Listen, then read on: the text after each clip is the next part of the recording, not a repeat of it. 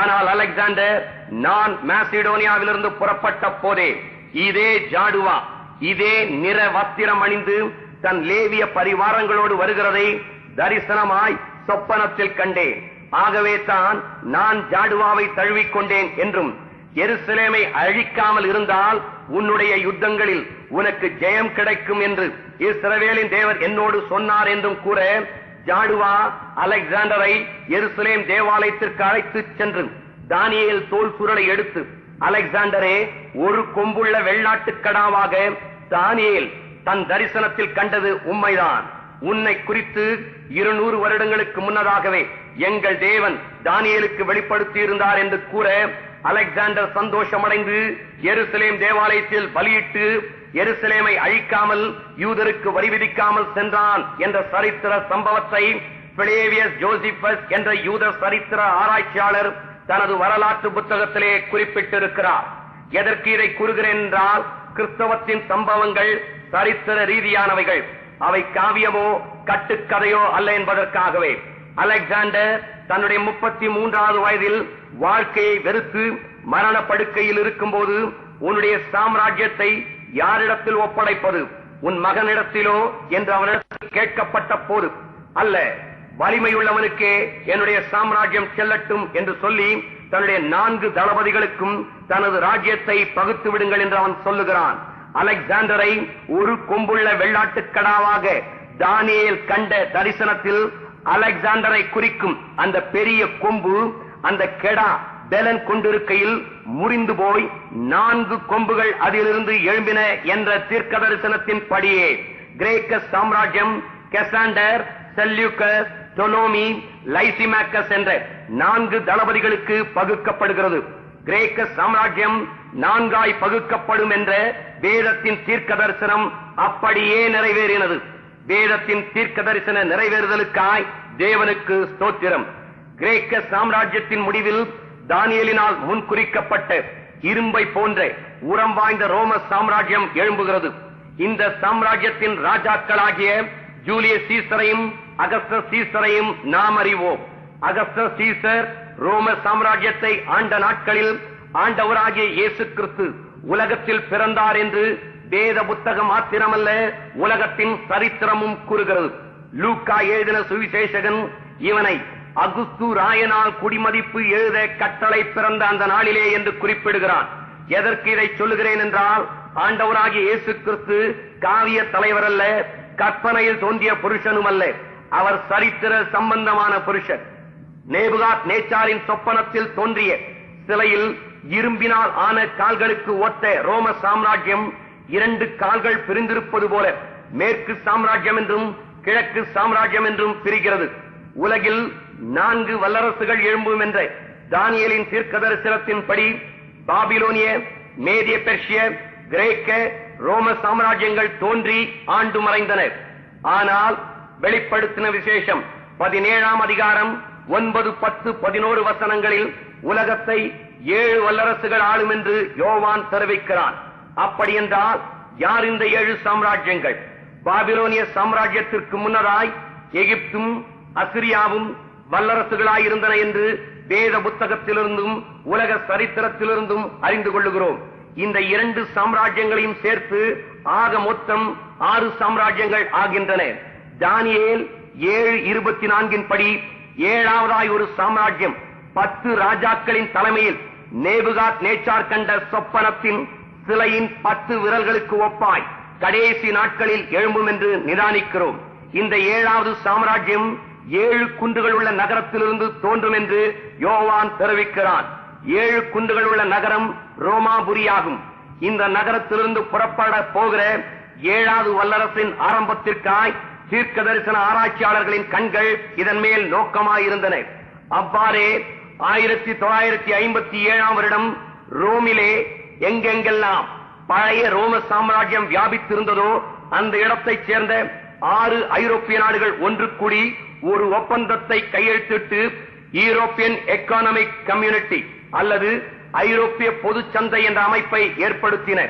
இது EEC என்றும் common market என்றும் அழைக்கப்படுகிறது. இவ்வமைப்பு 1958ஆம் வருடம் ஜனவரி 1 செயல்படத் தொடங்கியது. இந்த ஒப்பந்தம் ட்ரீட்டி ஆஃப் ரோம் என்று அழைக்கப்பட்டது. இந்த EEC ஒரு வாணிப அமைப்பு தானே, இது எவ்வாறு வல்லரசாக மாறும் என்று தீர்க்க தரிசன ஆராய்ச்சியாளர்களுக்கு எதிராய் கேட்கப்பட்டது. ஆனால் இப்போது EECயில் ஏற்பட்டு வருகிற மாற்றங்கள் இதுதான் தானியேலினால் முன்னறிவிக்கப்பட்டதும் வெளிப்படுத்தின விசேஷத்தில் கூறப்படுகிறதுமான 7வது வல்லரசு என்பதை உறுதிப்படுத்துகின்றன.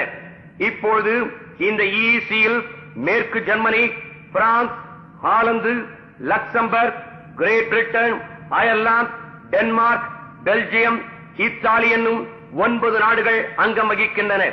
இந்த EEC ஐரோப்பிய ஐக்கிய நாடுகள், அதாவது யுனைடெட் ஸ்டேட்ஸ் ஆஃப் யூரோப் என்ற அமைப்பை ஏற்படுத்துவதை தனது குறிக்கோளாக கொண்டுள்ளது. மேலும் EECயில் அங்கம் வகிக்கும் நாடுகளுக்கு இடையே பாஸ்போர்ட் முறை எடுத்துவிடவும், அந்நாடுகளுக்கெல்லாம் ஒரு பொது நாணய முறையை கொண்டு வரவும், தங்களுக்கென்று ஒரு பொது ராணுவத்தை நிறுவவும் இது தீர்மானித்துள்ளது. சமீபத்திலே இந்த நாடுகள் ஒரு தேர்தலை நடத்தி தங்களுக்கென்று 410 பேர் கொண்ட ஒரு பாராளுமன்றத்தை ஏற்படுத்தி அதற்கு ஒரு ஜனாதிபதியையும் ஏற்படுத்தியுள்ளனர். யூரோப்பியன் எக்கானமிக் கம்யூனிட்டியின் தற்போதைய ஜனாதிபதியாகிய மிஸ்டர் காஸ்டன் தான் என்பவர் சமீபத்தில் இந்தியாவில் சுற்றுப்பயணத்தை மேற்கொண்டார். விரைவில் டெல்லியில் EECக்கென்று ஒரு அலுவலகம் திறக்கப்பட இருக்கிறது. இந்த EECயின் தலைமையகம் பெல்ஜியத்திலுள்ள பிரசல்ஸிலே உள்ளது. உலக வங்கிகளின் சங்கிலி பிரசல்ஸ் நகரோடு இணைக்கப்பட்டுள்ளது. உலகமெங்கிலும் உள்ள 160 கம்ப்யூட்டர் மையங்களும் பிரசல்ஸ் நகரோடு இணைக்கப்பட்டுள்ளன. இவை EEC தான் கடைசியா எழும்ப வேண்டிய 7வது வல்லரசு என்பதை நிரூபித்துக் கொண்டிருக்கின்றன. எல்லாவற்றிற்கும் மேலாக EECயே தன்னுடைய ஒரு வெளியீட்டில் தாங்கள் தான் வெளிப்படுத்தின விசேஷத்திலும் தானியேல் புத்தகத்திலும் சொல்லப்பட்ட 7வது வல்லரசு என தெரிவித்து விட்டார்கள். போங்கள், இந்த 7வது வல்லரசின் முக்கியத்துவம் என்ன என்பதை வெளிப்படுத்தின விசேஷத்தில் காண்கிறோம். இந்த 7ஆம் வல்லரசிலிருந்து தான் இவ்வுலகத்தை ஆளப்போகிற 8ஆமவனாகிய அந்தி கிறிஸ்து எழும்பப் போகிறான் என்று யோவான் தெரிவிக்கிறான். இந்த EECயின் தலைமை கட்டிடம் ஒரு சிலுவையின் வடிவில் அமைக்கப்பட்டுள்ளது. இங்கிருந்து தான் அந்தி கிறிஸ்து செயல்பட போகிறான் என்று எதிர்பார்க்கப்படுகிறது. இந்த EECயின் தலைமையகத்தில் 3 அடுக்கு மாடி உயரம் உள்ள ஒரு கம்ப்யூட்டர் வைக்கப்பட்டுள்ளது. அந்த கம்ப்யூட்டரின் பெயர் பீஸ்ட், அதாவது மிருகம் என்பதாகும். அந்தி கிறிஸ்துவை வேதம் குறிப்பிடும் போது அவனை மிருகம் என்று அழைக்கிறது. இந்த EECயை வடிவமைத்த டாக்டர் ஸ்பாக் என்பவர் தன்னுடைய ஒரு சொற்பொழிவில், இப்பொழுது எங்களுடைய மிக முக்கியமான தேவை ஒரு கமிட்டி அல்ல, எங்களுக்கு ஞானமும் திறமையும் பெற்ற ஒரு மனிதனே தேவை. அவன் பிசாசாயிருந்தாலும் சரி, தேவனாயிருந்தாலும் சரி, நாங்கள் அவனை வரவேற்போம் என தெரிவித்துள்ளார். கடந்த 1979ஆம் ஆண்டு கிரீஸ் நாடு EECயில் சேர்க்கப்பட ஒப்பந்தம் கையெழுத்தாகியுள்ளது. இந்த கிரீஸ் நாட்டிலிருந்து தான் அந்தி கிறிஸ்து எழும்ப வேண்டும் என்பது வேத ஆராய்ச்சியாளர்களின் கருத்து. 7 வல்லரசுகளும் எழும்பும் என்ற தீர்க்க தரிசனத்தின்படி அசிரியர் ஆண்டாகிவிட்டது, எகிப்து ஆண்டாகிவிட்டது, பாபிலோனிய சாம்ராஜ்யம் ஆண்டாகிவிட்டது, மேதிய பெர்ஷிய சாம்ராஜ்யம் ஆண்டாகிவிட்டது, கிரேக்க சாம்ராஜ்யம் ஆண்டாகிவிட்டது, ரோமஸ் சாம்ராஜ்யம் ஆண்டாகிவிட்டது. கடைசி சாம்ராஜ்யமாகிய EECயும் நம் கண்களுக்கு முன்னதாக தோன்றியாகிவிட்டது. இந்த 7லிருந்து 8ஆமவனாகிய அந்தி கிறிஸ்து எழும்பப் போகிறான். அதற்கு முன்னதாய் ஆண்டவராகிய இயேசு கிறிஸ்துவின் வருகை நடுவானத்தில் சம்பவிக்க மணவாட்டியாகிய சபை எடுக்கப்படும்.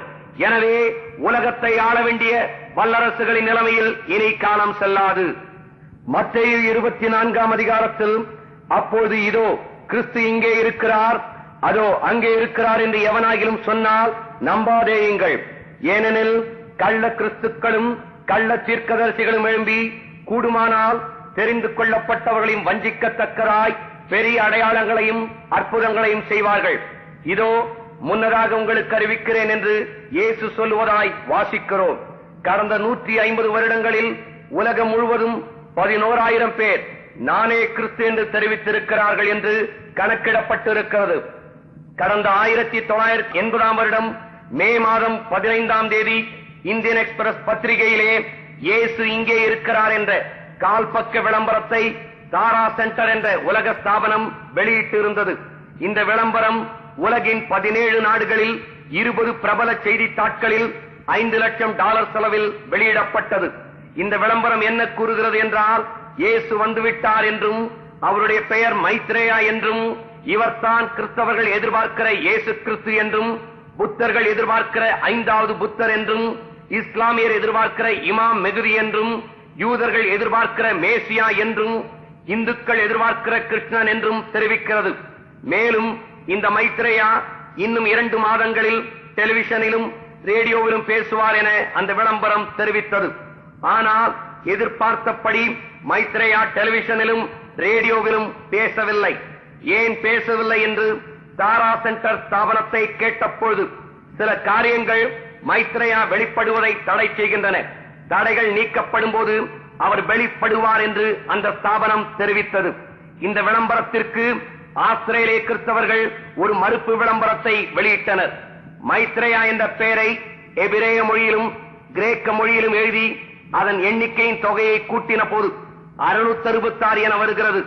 எனவே இவ்விளம்பரத்தில் கூறப்படுவது இயேசு அல்ல, அது அந்தி கிறிஸ்துவே என்று அவர்கள் தெரிவித்துள்ளார்கள். வேதத்திலே அந்தி கிறிஸ்துவின் இலக்கம் 666 என்று காண்கிறோம். இந்த மைத்ரேயாவை குறித்து பெஞ்சமின் கிரீம் என்பவர் 1980 வருடத்திலேயே ஒரு புத்தகத்தை வெளியிட்டுள்ளார். இங்கிலாந்தில் இப்போது வசிக்கும் பெஞ்சமின் கிரீம் வெகு சீக்கிரத்தில் மைத்ரேயா வெளிப்படுவார் என்று சமீபத்தில் தெரிவித்துள்ளார். இந்தியாவில் உள்ள ஒரு பிரபல கிறிஸ்தவர் அல்லாத மத தலைவரும் இவர்களின் கூட்டத்தில் பங்குள்ளவர் என்றும் இவர் மேலும் தெரிவித்துள்ளார். அநேக கிறிஸ்தவர்கள் உட்பட பலர் இந்த விளம்பரம் இயேசு கிறிஸ்துவைத்தான் குறிக்கிறதோ என்று நம்பிவிட்டார்கள். இயேசு கிறிஸ்து வரும்போது அவர் செய்தித்தாளிலே விளம்பரம் செய்துவிட்டு வருவார் என்று வேதம் சொல்லவில்லை. கர்த்தர் வருகின்ற நாள் திருடன் வருகிற விதமாய் இருக்கும் என்று வேதம் சொல்லுகிறது. இயேசு கிறிஸ்துவின் வருகை திடீரென்று சம்பவிக்கக்கூடிய திகைக்க வைக்கும் நிகழ்ச்சியாய் இருக்க போகிறது. விளம்பரப்படுத்தப்பட்ட மைத்ரேயா ஒரு சிலர் கணக்கிடுகிறபடி வருவான் என்று சொல்லப்பட்ட அந்தி கிறிஸ்துவாய் இருக்கலாம், அல்லது அந்தி கிறிஸ்துவின் முன்னோடியாக இருக்கலாம். Maitreya may be the forerunner for the Antichrist. மேலும் மத்தேயு 24 யுத்தங்களையும் யுத்தங்களின் செய்திகளையும் கேள்விப்படுவீர்கள். ஜனத்திற்கு விரோதமாய் ஜனமும் ராஜ்யத்திற்கு விரோதமாய் ராஜ்யமும் எழும்பும். பஞ்சங்களும் பூமி அதிர்ச்சிகளும் பல இடங்களில் உண்டாகும். இவைகளெல்லாம் வேதனைகளுக்கு ஆரம்பம் என்று இயேசு கிறிஸ்து சொல்வதாக வாசிக்கிறோம். இது மூல பாஷையிலே this is the start of the birth pain, அதாவது இவை பிரசவ வேதனைக்கு ஒப்பான வேதனைகளுக்கு ஆரம்பம் என்ற அர்த்தத்தில் சொல்லப்பட்டுள்ளது. இந்த வேதனைகள் பிள்ளை பெறப்போகிற ஒரு ஸ்திரீயின் வலிக்கு ஒப்பிடப்பட்டுள்ளது. கர்ப்பமாயுள்ள ஒரு ஸ்திரீக்கு வலி ஏற்படும் என்றால் அது பிள்ளை பிறப்பிற்கு அடையாளம் அல்ல. வலிகளின் கொடுமை அதிகமாவது பிள்ளை பிறப்பிற்கு அடையாளமாகும். எனவே யுத்தம் தேவனுடைய வருகைக்கு அடையாளம் அல்ல. ஏனென்றால் யுத்தங்கள் ஆபிரகாமின் காலத்திலிருந்து நடந்து கொண்டுதான் இருக்கின்றன.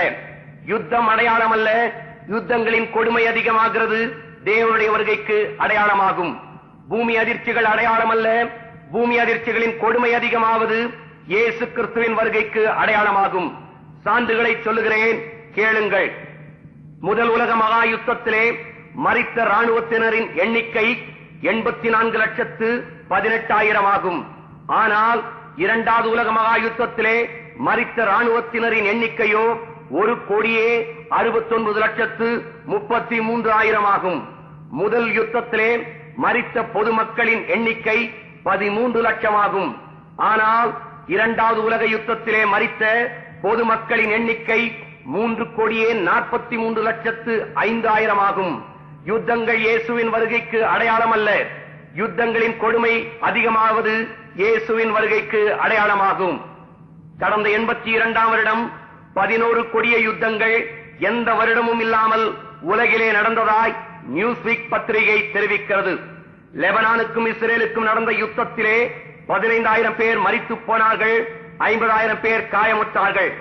பாக்லாந்திலே 10 வாரங்களாய் அர்ஜென்டினாவிற்கும் இங்கிலாந்திற்கும் கொடிய யுத்தம் நடந்தது. ஈரானுக்கும் ஈராக்கிற்கும் 2 வருடங்களுக்கு மேலாய் யுத்தம் நடந்து கொண்டிருக்கிறது. 60,000 ஈரானியர் மரித்து போனார்கள், 40,000 ஈராக்கியர் இறந்து போனார்கள். ஆப்கானிஸ்தானத்திலே 1979 டிசம்பரிலிருந்து யுத்தம். 10,000 ரஷ்யரும் 10,000 ஆப்கானிஸ்தானியரும் இறந்துள்ளனர். சாட்டுக்கும் லிபியாவிற்கும் யுத்தம். சோமாலியாவிற்கும் எத்தியோப்பியாவிற்கும் 4 வருடங்களாக யுத்தம். வடக்கு ஈமனுக்கும் தெற்கு ஈமனுக்கும் 1 வருடமாய் யுத்தம். மொராக்காவிலே கொரில்லா யுத்தம். ஜாம்பியாவிலே சுதந்திர போராட்டம். எல் சால்வடாரிலே 10,000 பேர் யுத்தத்தில் மரித்து போனார்கள். கம்போடியாவிலே கடந்த 1975 ஆண்டிலிருந்து 79 ஆண்டிற்குள்ளாய் யுத்தத்தில் 10 லட்சம் பேர் மரித்து போயினர். கடைசி நாட்களிலே ஜனத்திற்கு விரோதமாய் ஜனமும் ராஜ்யத்திற்கு விரோதமாய் ராஜ்யமும் எழும்பும் என்று வேதத்திலே வாசிக்கிறோம். கடந்த 1981 வருடத்தில் மார்ஷியானா, El Salvador, Suriname, Iran, New Guinea, Liberia, தெற்கு கொரியா, பொலிவியா, துருக்கி, அப்பர் வோல்டா, ஹைட்டி என்ற இத்தனை நாடுகளில் ராணுவ புரட்சி நடந்துள்ளது. கடந்த 82 வருடம் முதல் 9 மாதங்களில் மட்டும் 346 இனக்கலவரங்கள் எந்த வருடமும் இல்லாத அளவில் நமது தேசத்தில் நடந்துள்ளதாய் இந்து செய்தி பத்திரிகை 6/10/82 இதழில் தெரிவிக்கிறது.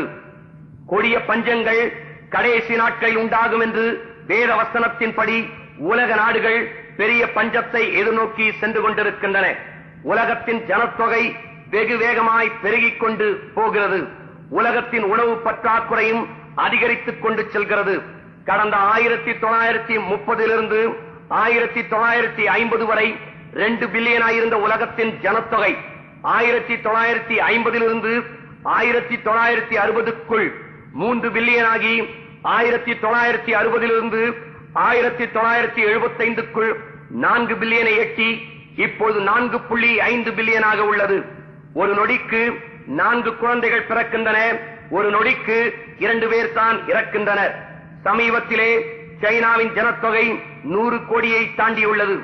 இந்தியாவின் ஜனத்தொகை சீக்கிரத்தில் சைனாவையும் மிஞ்சிவிடும் என்று இந்து செய்தித்தாள் 26/12/82 இதழில் தெரிவிக்கிறது. இவைகள் வரப்போகிற பெரிய பஞ்சத்திற்கு அடையாளமாகும். கடந்த 1975 ஆண்டில் மாத்திரம் 30 மில்லியன் மக்கள் வயிற்று பசியினால் உலகமெங்கும் மரித்து போயிருக்கிறார்கள். கடந்த வருடத்தில் 57 மில்லியன் மக்கள் பசியினால் உலகமெங்கும் மரித்து போயிருக்கிறார்கள். அதாவது ஒரு நாளைக்கு 1,56,000 பேர், அதாவது ஒரு மணி நேரத்திற்கு 9,000 பேர், அதாவது ஒரு நிமிடத்திற்கு 15 பேர் மரித்து போயிருக்கிறார்கள். இந்த உலகம் இன்னும் 500 வருடங்களுக்கு நீடிக்கும் என்றால் ஒரு ஆளுக்கு 1 சதுர கஜம் இடம்தான் பூமியில் இருக்கும்.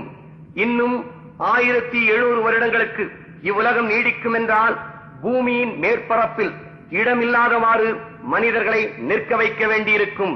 மேலும் 5975 வருடங்களுக்கு இவ்வுலகம் நீடிக்கும் என்றால் வானவெளியிலெல்லாம் மனிதர்களை நிறுத்தி வைக்க வேண்டியதாயிருக்கும்.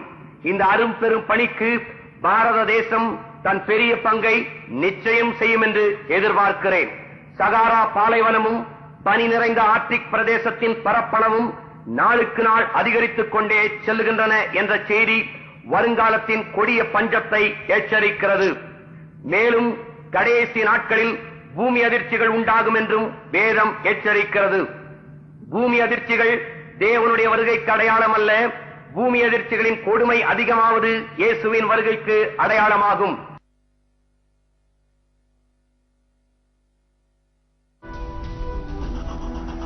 This is an Angel TV production.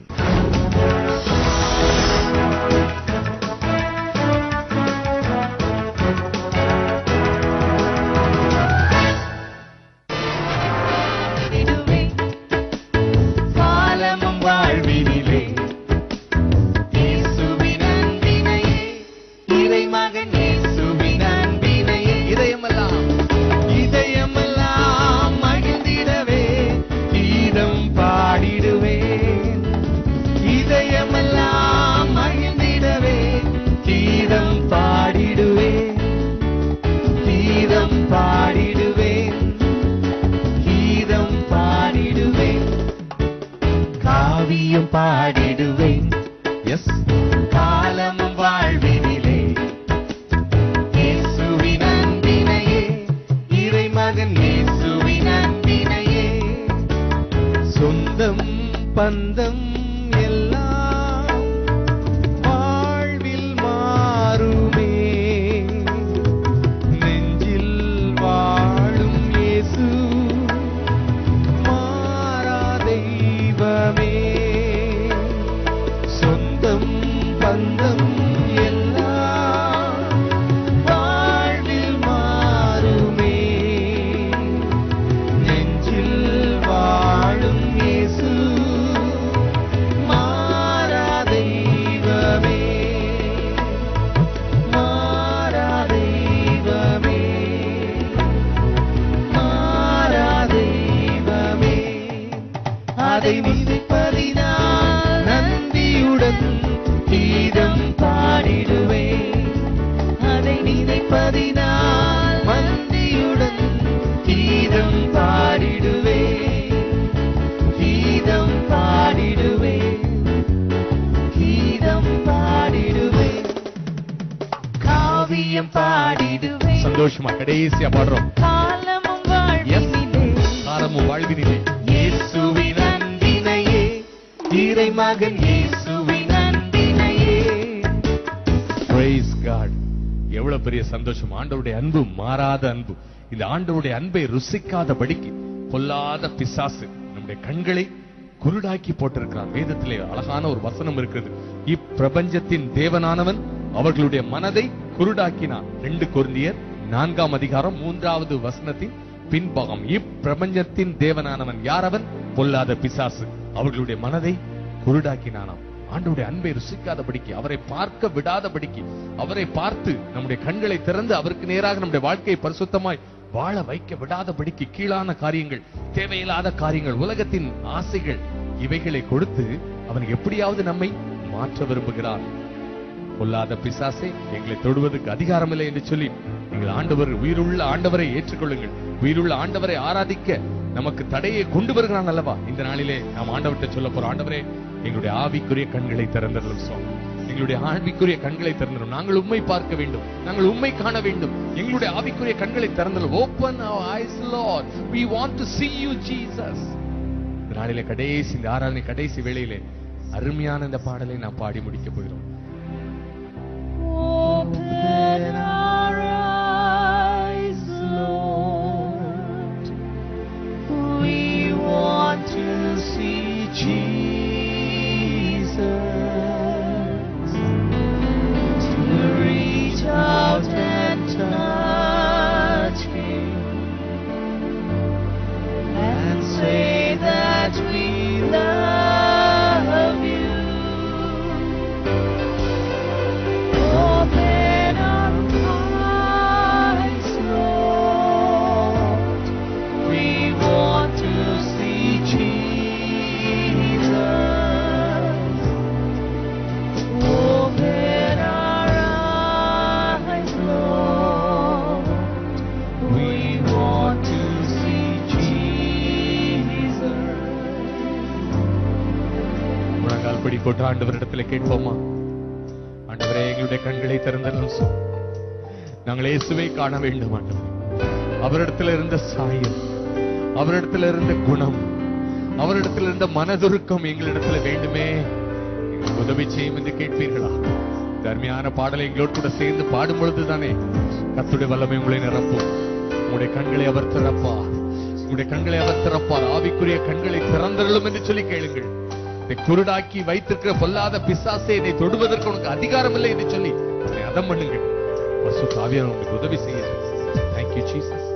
Thank you, wonderful Jesus.